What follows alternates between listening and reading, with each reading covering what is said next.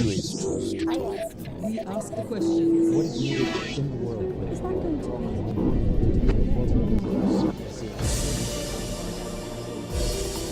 be? Meet Africa's richest man, Aliko Dangote. Forbes magazine estimates his wealth at $25 billion, making him the 23rd richest man in the world with a growing portfolio of investments across Africa. The Nigerian business magnate began with a small trading firm in 1977. Today, his businesses cover everything from cement manufacturing, food processing to freight. Dangote Group employs about 25,000 people in Nigeria. It is building cement factories in 16 African countries and buying mining licenses from Kenya to Zambia. Aliko Dangote has taken on the aura of an economic folk hero for some, turning a loan from his uncle into the most successful business conglomerate in Africa. But to others, he is a villain who's used his political connections to sideline the potential competition. Aliko Dangote talks to Al Jazeera. Aliko Dangote, thank you very much for talking to Al Jazeera. Thank you for welcoming us into your home here in Lagos. You're very welcome. Your story, Aliko Dangote, says what is possible about Africa. Tell us about your journey to success. How were you able to turn a loan from your uncle into the most successful business conglomerate on the African continent? You know, I mean, Africa is full of opportunities. And I think what we did was to actually to harness fully the opportunities that, we met on the ground. I mean, we've done quite a lot in various areas. We started first, with trading. After succeeding with trading, now what we did was to go into manufacturing, which is normally a very difficult area, especially from this part of the world because of lack of power. Right. But we've been able to resolve those issues, and we're able to, succeed in most of what we are doing. We are interested in the man, Aliko Dangote. Tell us about your upbringing, because your story is not really of one from rags to riches. You come from a wealthy family in Nigeria. Well, I came from wealthy family. My grandfather was my great-grandfather from my mother's side was actually very, very wealthy, Alassane Tata. And then his son, also Sanusi Tata, whom really raised me up because, I lost my dad at the age of 8. And, so after educating me, he gave me a loan of which I was grateful, and I paid back in 3 months, because business was so good. And, I was able to establish myself from the trading to, manufacturing, and now to a lot of daring things, like refinery, the agricultural process that we're doing, and also the, fertilizer. Right. As you say, your business spans a lot of different sectors: cement, flour, salt. Yes. Let me just ask you this: why commodities in a country like Nigeria, where oil is king? Why not get into the oil business right away? Well, you see, at first, really, what we thought of doing as a company, we said that, look, let us work very, very hard and get there first. Because if we had followed that trend of dealing in oil, would have actually tainted our name, that name, because, yes, the household name, because people will always think that, look, you have made this much money because you did a lot of unethical deals in oil industry, because you know the story of the oil industry. So we actually kept out of oil at all and just concentrated on food items. As you mentioned, you're going up the food chain now, getting into energy, and in particular oil and gas refining. Nigeria has a lot of oil, but not a lot of refined gas, and it has to import most of the motor fuel and fossil fuel. Yeah, more than 90%. Of course, and a lot of people feel that Africa could grow a lot faster with more of its own refinery capacity. So tell us about this project that you've started, and also, how tough is it going to be for you? I mean, it must be very challenging, because you're going to be competing against the European, the Chinese, and the American companies who are all elbowing each other to satisfy Africa's energy needs. What we're going to do now, really, we're going to do 500,000 barrels. It was 400,000, but we're upped it now to 500,000 barrels of oil refining per day. Then petrochemical of polypropylene of 750,000. Metric tons. I know that, yes, it's very, very challenging, but that's what we like. In Dangote Group, we like challenging things, and we like to make sure that we do things where we'll make our country proud and also self-sufficient. So once we do this, Nigeria will never ever import any oil at all. No petroleum products, zero. We'll meet up the full capacity, and we've taken up a land that will allow us to grow 3 times. So we have plans of also further growth. But the challenges, I think, will be able to surmount most of them because, number one, we're a local domesticated refinery. So most of the logistics cost will not be there. And then we don't have to pile up a lot of petroleum products, in stock because the refinery is there, it's working. Obviously, yes, maybe we'll have about 15, 20 days of reserves, but that's it. Let me talk about the foreign investment in this country, in China in particular. China's presence on the African continent is huge. China has ramped up its investments in Africa. Is China's presence, in your opinion, a win-win for Africa, as they put it? I think it is a win-win situation. We happen to deal with a lot of African, Chinese companies, and we've been doing very well as contractors. But I see most of what is happening, the Chinese are coming here mainly for mineral resources, for what they need. But setting up local domestic industries, I'm not really seeing Chinese people participating in local domestic industries. They are very big in construction, they are very big in providing infrastructure, but really bringing foreign direct investment, they are not as much as the Europeans. Because a lot of African businessmen, especially at the local level, complain about the Chinese competition. Well, they complain about maybe different competition. Competition in the sense of maybe smuggling of textiles, for example, in Nigeria, because they don't have textiles here. But they are smuggling it in here, where they have killed most of our domestic local textile industries. But participating in the real economy, I've not really seen Chinese doing much there. Why do you think Africa can succeed without relying on the foreign investments like the Chinese investment and the European? Africa, can they really do it? Because nobody can do that. You see, what we need to do as Africans, first of all, is to show that confidence that yes, it is possible. It can be done, and then the foreign investors will follow suit. There is nowhere on earth where foreign investors will go and create an economy or make that economy great. No. The local people must move first. Right. When they move first, then they will be supported by the foreign investors. The richest man in Africa for the 4th year in a row, Aliko Dangote, 23rd on Forbes' rich list around the world. How does it feel being so in a continent which is, for the most part, still afflicted by poverty? Well, it feels a little bit odd, yes, it's true, but then it gives you a lot of thinking and responsibilities. You say, okay, fine, what do I do to impact humanity? And that's why we do quite a lot in terms of our foundation. We spend average of about $100 million in Dangote Foundation, which we set up in 1993. And then again, I've just did additional endowment to the foundation, which was $1.25 billion. With that, yes, we do that on the philanthropic side. But then, in terms of creating of jobs, we now have this farm which we have developed. I mean, we're doing almost about 120,000 hectares of rice land, and then we're doing 260,000 hectares of sugar, which we are targeting to do 1.5 million tons of sugar in the next 5 years. This will create 180,000 jobs. So you feel like you're giving back, you're doing enough? Well, we're giving back because we're creating quite a lot of jobs. We're not doing like other Africans where most of the money is in the bank. Right.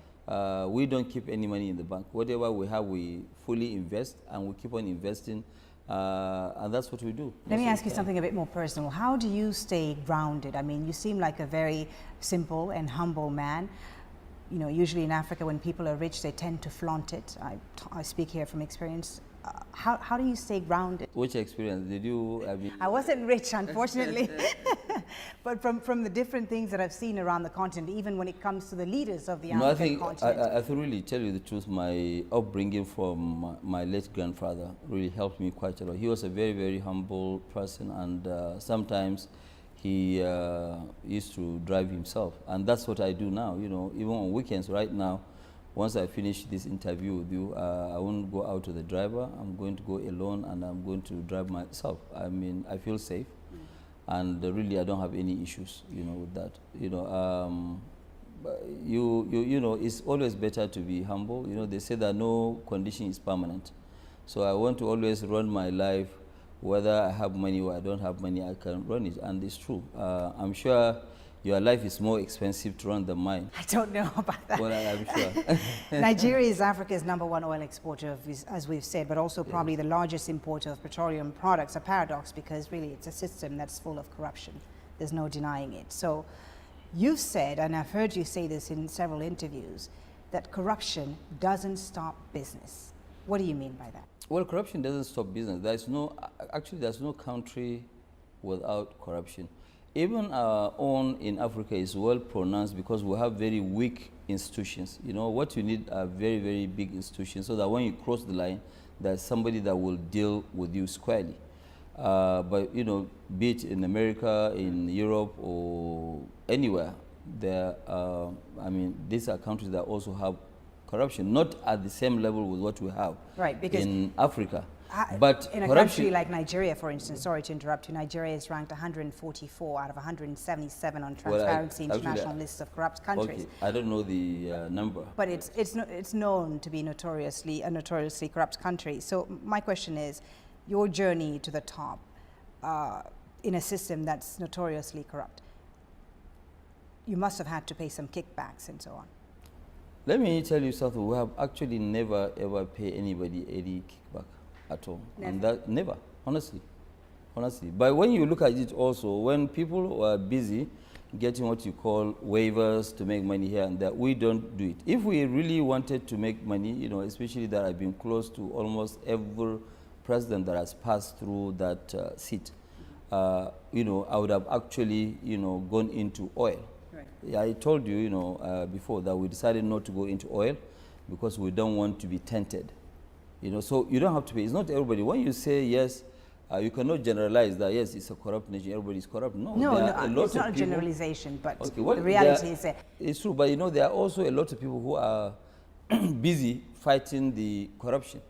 Some are fighting it, some are, you know, trying to expand it, you know, but I think the government is also trying quite a lot to stop, but it's true, it's an issue that has been on for a very long time. Stopping it in one day is not possible. Do you think the government is serious, this current government is serious about tackling corruption? I think yes, they are. They've been, you know, saying it. I'm sure you must have heard them maybe 10, 20 times, but they are very serious about it. There's no nation that will allow corruption to go deep into the society.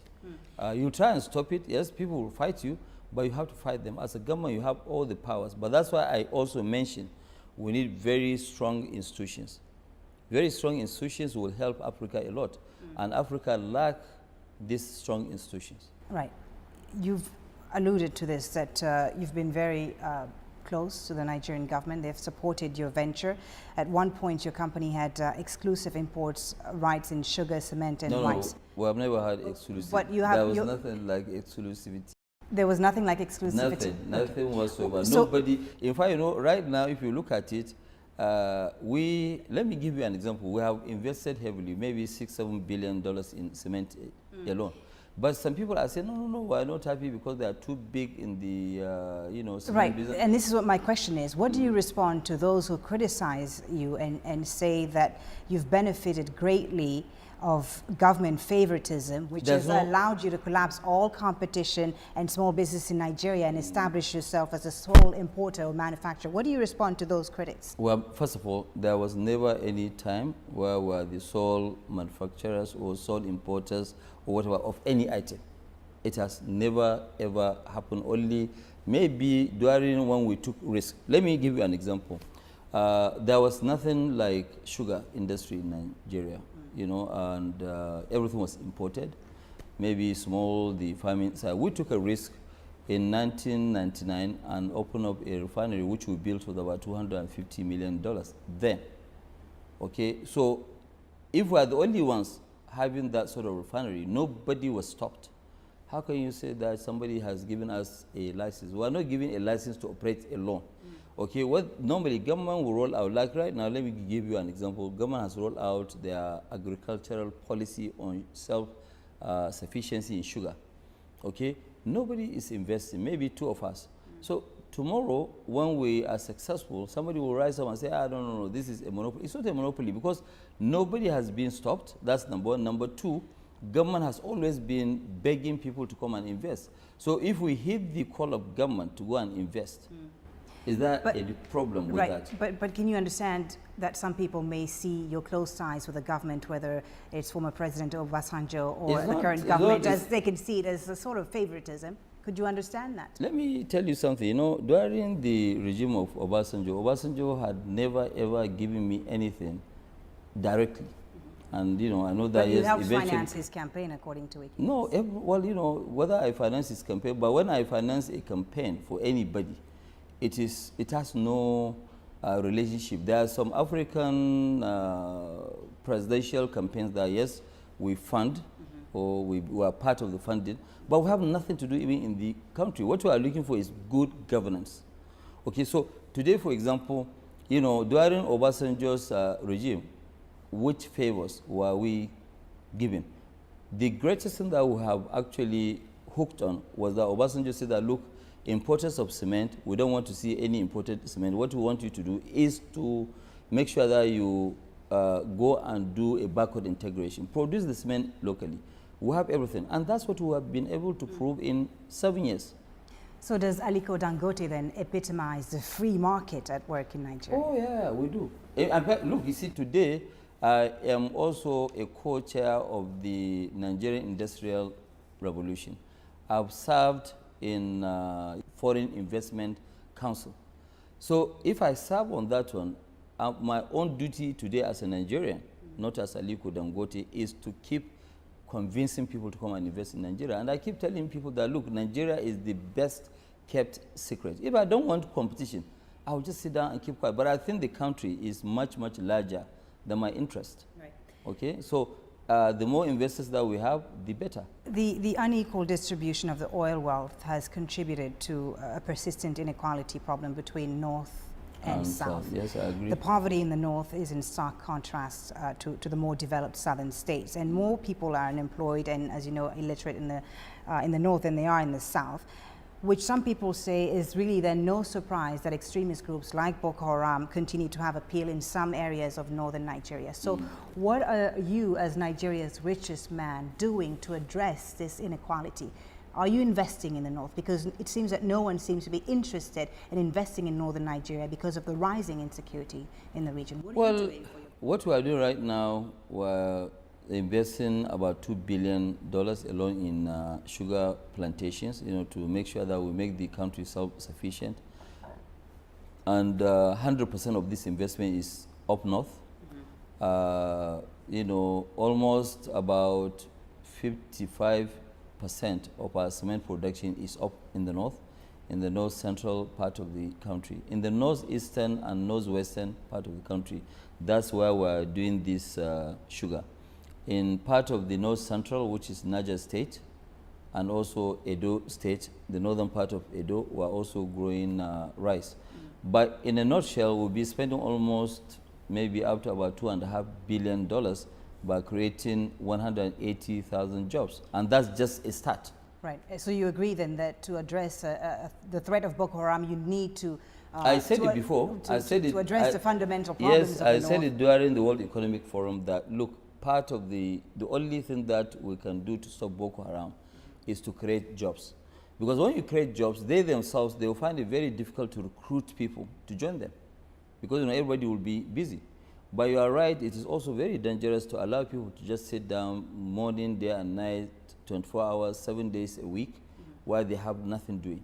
Right. Yeah, definitely. I mean, it's a recipe for crisis. Nigeria recently overtook South Africa as the continent's largest economy, but you wonder how much direct investment can this brand new economy truly bring if Nigeria is still defined by insecurity? Well, what do the people, the investors that you deal with, the foreigners that you deal with, what do they tell you about this particular issue? Well, you see, it depends on the appetite of the investor. But I can assure you the insecurity and all the challenges that we're facing, it's true, we're facing. It's not good for me to tell you here that we're not, because it's a well-known stuff. But also, it does not stop people who really want to invest. Because the country is very large, they can invest in some. Do you think the government sectors. has handled this security issue well? I think they have tried, their best, but they need to do more. That's the truth. I'd like to talk about religion, a sensitive issue in Nigeria. You were educated at Al-Azhar University, which is the highest institution of Sunni Islam. What role has religion played in your personal life? I'm actually very, it's not always good. Whether you are a Muslim or a Christian, it's not good for you to be too extreme in your own religion. We all worship the same God. It's just different of beliefs. You believe in this or whatever. But religion is something that is between you and your God. And I personally don't believe that. I think we should practice mostly what they are practicing here in the South, because in the South you see that yes, somebody, even in the North, I've seen some of my friends. They are married Christian, women, and they did not ask them to change their religion. So more tolerance. Yeah, so it's not even allowed. If you want to now go and marry a Christian, if I'm going to marry a Christian lady now, unless she believes in my religion, I'm not going to force her to change. What do you respond to those who blame religion for the social, economic, and political state of Nigeria today, who say that the lack of separation between state and religion is really the main problem in Nigeria today? Do you agree with that? No, I don't really agree with that. The state does not really play. It's a very liberal, state. It's a country where we say that we're secular. There's actually but not. You say that you're secular, but is it practice? I think it's practiced to a certain extent, but some politicians used to play with religion, which I think is very, very bad and dangerous. It's not good for anybody to use religion as a game. That is between you and your God. So I think they shouldn't. Really. Some people fear that what Boko Haram is doing right now in northern Nigeria could lead to a breakup of the country along religious and ethnic lines. Do you believe that could happen in the future? Let me also tell you something that maybe what people need to know. Do you know or do you realize that Boko Haram have actually, people that they killed so far, 70% of those people are Muslims. So how do you define, this, so it means that they are not fighting Christians. I think there are just some people who are trying to create issues and problems in Nigeria, hiding under this, Boko Haram issues. It is a pity, but I'm sure now everybody has woken up, and I'm sure everybody will do his best. It's not only government alone that will do it. Almost every single person in the society will have to rise up against this, madness. Everyone has a role and responsibility. Everybody has a role and responsibility. So as you said yourself, you're from the prominent Dantata family of Kano State, who have a great deal of influence in Nigeria's Muslim community. You have a lot of money, Aliko Dangote. You have strong political connections. So have you ever considered running for office? Have you ever considered leaving business and getting into politics? It's just like clapping. There's no way you can clap with one of your hands. You need another hand.